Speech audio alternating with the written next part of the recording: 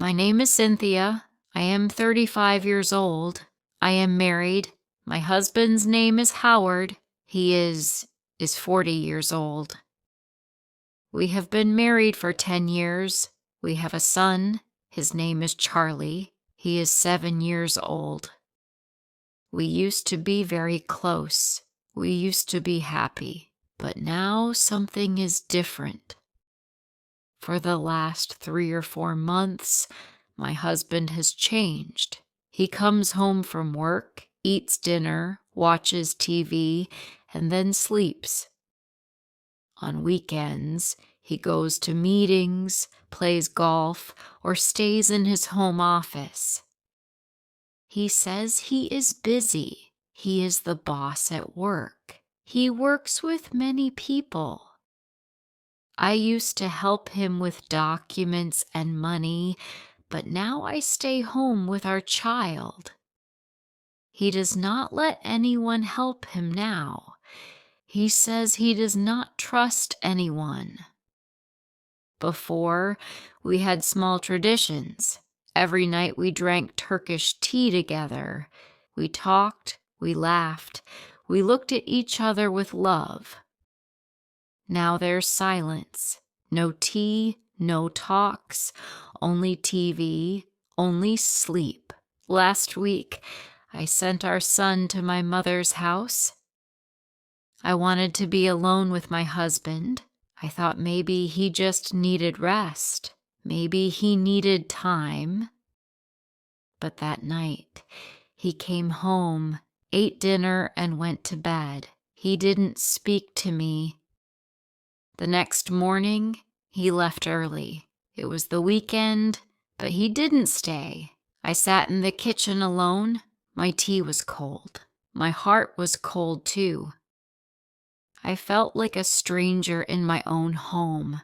That night, I made a big decision. I had to talk to him. I couldn't live like this anymore. That night, I waited for him. I made his favorite dinner. I wore the red dress he once said he loved. I put on a little makeup and did my hair.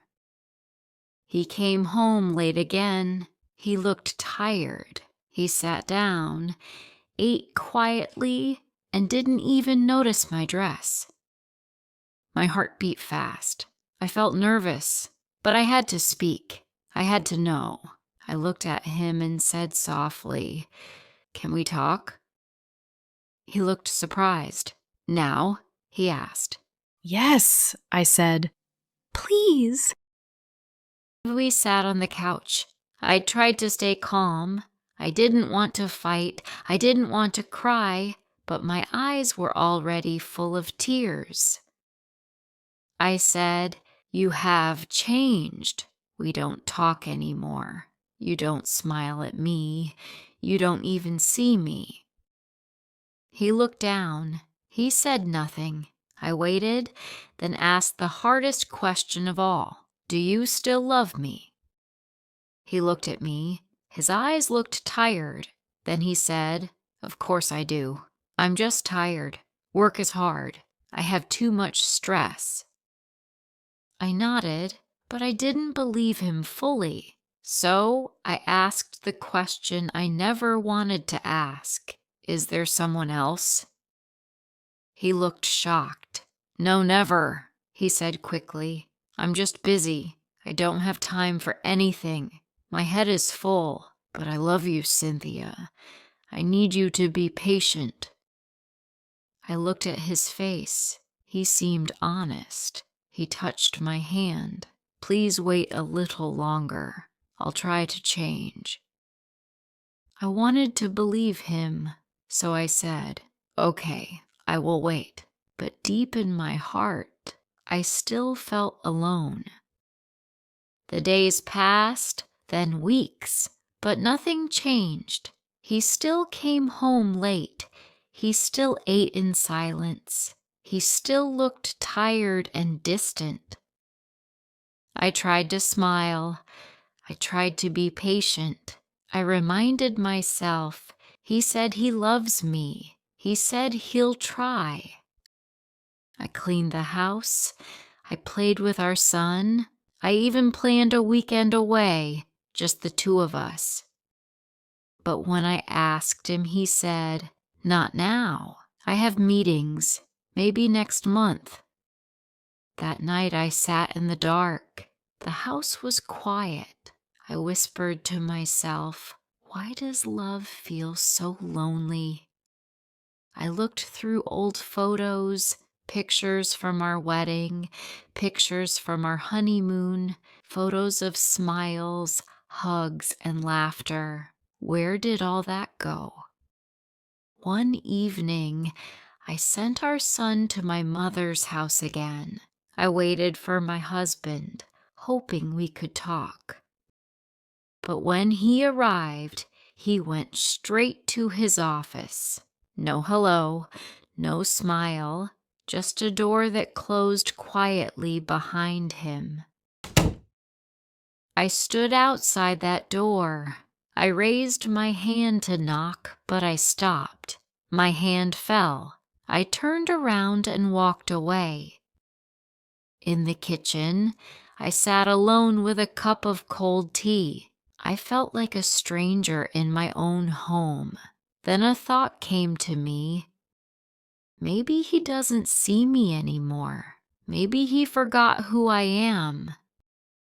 And for the first time, I began to wonder, is this still a marriage or just two people living in the same house?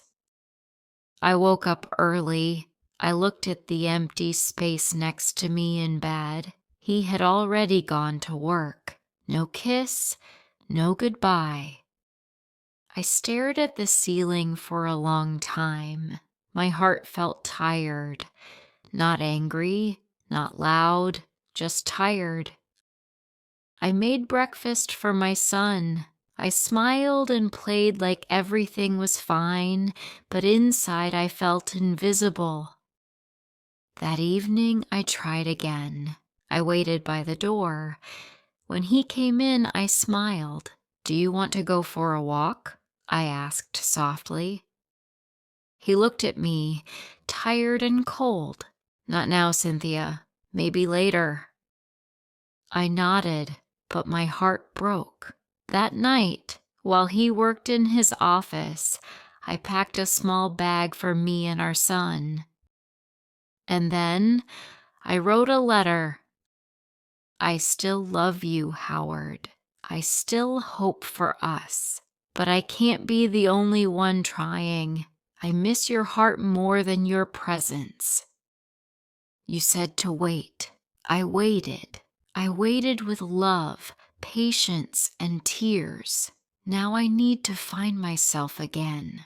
I'm not leaving forever, but I can't stay invisible anymore. I left the letter on the table. My eyes were full of tears. I closed the door behind me. I held my son's hand. We walked into the quiet dark, not away from love, but toward healing. I stayed at my mother's house. A week later, my husband messaged me. He said he missed me. He missed our son. He wanted us to come back. He said he was ready to change, so I went back. One quiet evening, after putting my son to bed, I walked into the living room. My husband had left his phone on the table and gone to take a shower. I wasn't planning to look. I really wasn't, but the screen lit up. My hands were shaking. It was a message from a woman. It said, "I miss you. Did you think about me today?" My heart stopped. I didn't open the message. I didn't need to. Tears filled my eyes. Was this the reason he changed? He came back into the room, smiling as if nothing had happened.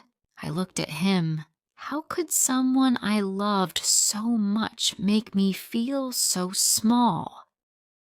I wanted to scream.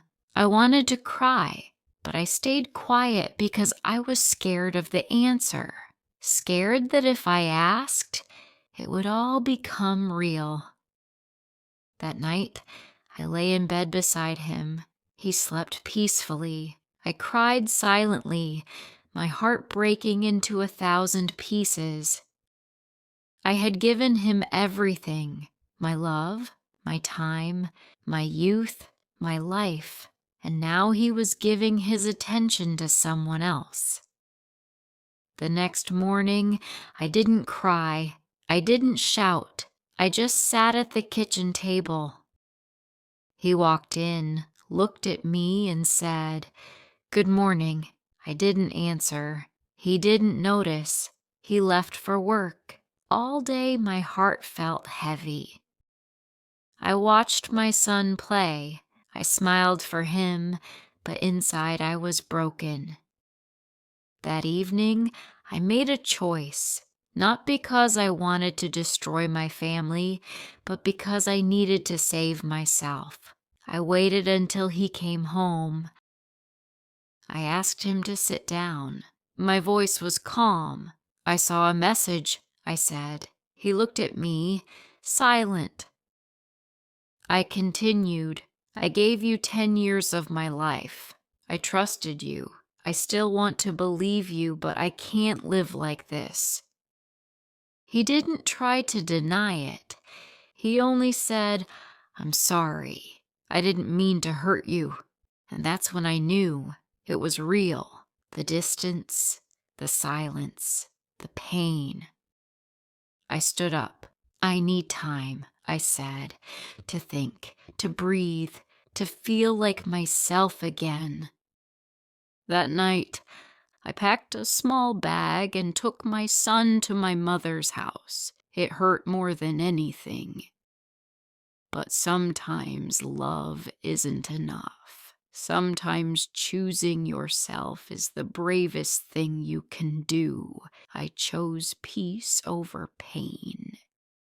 If you liked this story, please like, comment, share, and subscribe.